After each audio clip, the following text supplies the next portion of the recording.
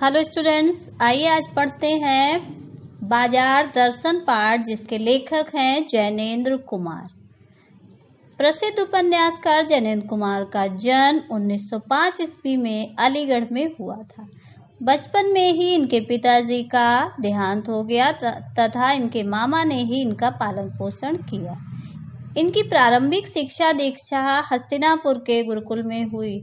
इन्होंने उच्च शिक्षा काशी विश्वविद्यालय बनारस में ग्रहण की। 1921 में गांधी जी के प्रभाव के कारण इन्होंने पढ़ाई छोड़कर असहयोग आंदोलन में भाग लिया। अंत में ये स्वतंत्र रूप से लिखने लगे। इनकी साहित्य सेवा के कारण 1984 में इन्हें भारत भारती सम्मान मिला। भारत सरकार ने इन्हें पद्म विभूषण से सम्मानित किया। इन्हें साहित्य अकादमी पुरस्कार भी प्राप्त हुआ। इनका देहांत सन 1990 में दिल्ली में हुआ। इनकी रचनाएं निम्नलिखित हैं। इनके लिखे हुए उपन्यास परख, अनाम स्वामी, सुनीता, त्यागपत्र, कल्याणी, जयवर्धन, मुक्तिबोध अत्यधिक प्रसिद्ध हुए। इनका कहानी संग्रह वातायन, एक रात, दो चिड़िया, फांसी, नीलम देश की राजकन्या, पाजेब। निबंध संग्रह, प्रस्तुत प्रश्न, जड़ की बात, पूर्वोदय, साहित्य का श्रेय और प्रेय, सोच विचार, समय और हम।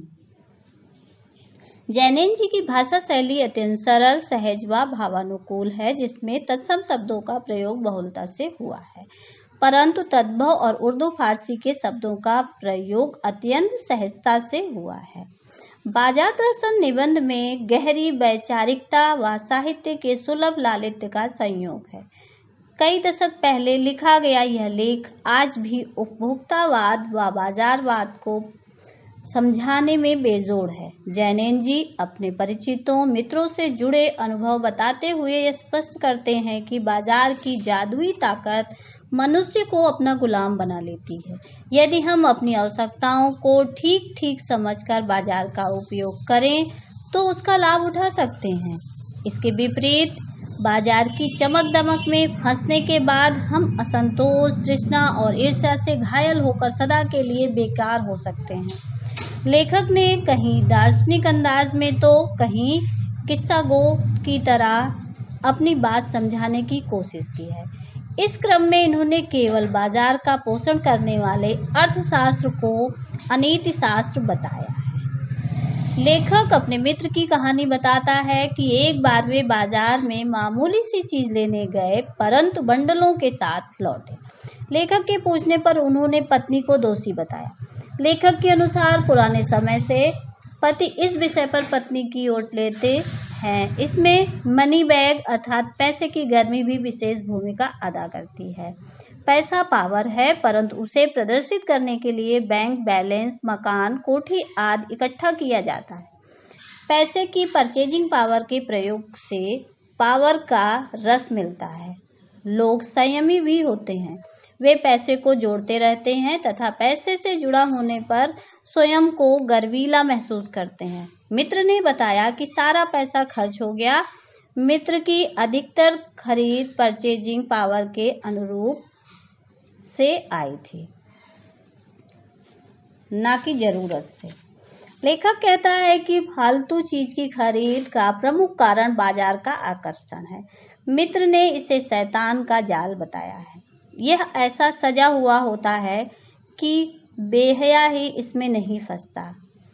बाजार अपने रूप जाल में सबको उलझाता है। इसके आमंत्रण में आग्रह नहीं है।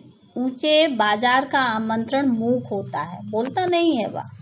यह इच्छा जगाता है। हर आदमी को चीज की कमी महसूस होती है। चाह और अभाव मनुष्य को पागल कर देता है। असंतोष, तृष्णा व ईर्ष्या से मनुष्य सदा के लिए बेकार हो जाता है। लेखक का दूसरा मित्र दोपहर से पहले बाजार गया तथा शाम को खाली हाथ वापस आ गया। पूछने पर बताया कि बाजार में सब कुछ लेने योग्य था, परंतु कुछ भी न ले पाया। एक वस्तु लेने का मतलब था दूसरी छोड़ देना। अगर अपनी चाह का पता नहीं तो सब ओर की चाह हमें घेर लेती है। ऐसे में कोई परिणाम नहीं होता। बाजार में रूप का जादू है। यह तभी असर करता है जब जेब भारी हो तथा मन खाली हो। यह मन व जेब के खाली होने पर भी असर करता है। खाली मन को बाजार की चीजें निमंत्रण देती हैं। सब चीजें खरीदने का मन करता है। जादू उतरते ही फैंसी चीजें आराम नहीं खलल ही डालती हैं। इससे स्वाभिमान व अभिमान बढ़ता है। जादू से बचने का एकमात्र उपाय यह है कि बाजार जाते समय मन खाली ना रखें।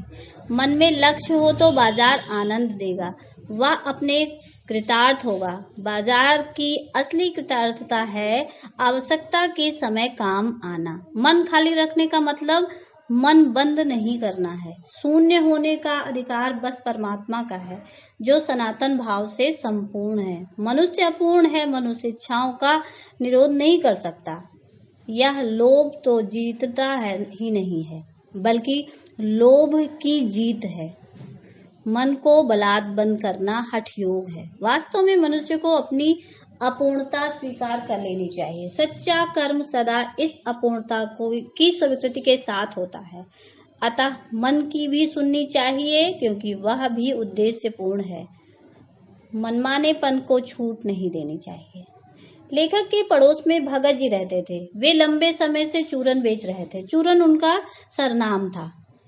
वे प्रतिदिन 6 आने पैसे से अधिक नहीं कमाते थे। वे अपना चूरन थोक व्यापारी को नहीं देते थे और ना ही पेशगी आर्डर लेते थे। 6 आने पूरे होने पर वे बचा चूरन बच्चों को मुफ्त बांट देते थे।